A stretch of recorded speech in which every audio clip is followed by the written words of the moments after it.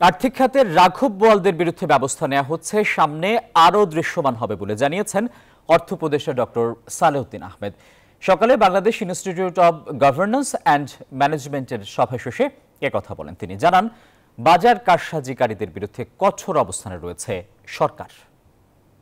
বাজারে তো আমরা মনিটর করতে বলেছি, খুব শক্তভাবে মনিটর করবে।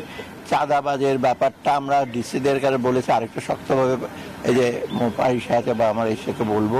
এটা হলে কিন্তু অনেকটা, একেবারে যে কমে নাই তা না, কিন্তু খালি বাইরে কিন্তু কমেছে। একটা জিনিস হলো যে যারা পণ্য উৎপাদন করে তারা যেন ন্যায্য মূল্যটা পায়। কমাতে গিয়ে যে ওদের প্রাইসটা কমালে কিন্তু চলবে, ওরা সাফার করবে। মাঝখানে যে একটা বড় একটা মার্জিন থাকে, তাই না? কারণ বাজারে 4 বার হাত বদল হয়, ট্রাক নামার এগুলো আবার কোট করে, ট্রাক নামার সাথে সাথে বিক্রি হয়, আবার ওদিকে যে আরেকটা বিক্রি হয়। তো এইগুলো আমরা আইডেন্টিফাই করা হয়েছে। এনজিওর কিস্তি প্রথমবার বিকাশ পেমেন্ট করলেই 20 টাকা ইনস্ট্যান্ট ক্যাশব্যাক।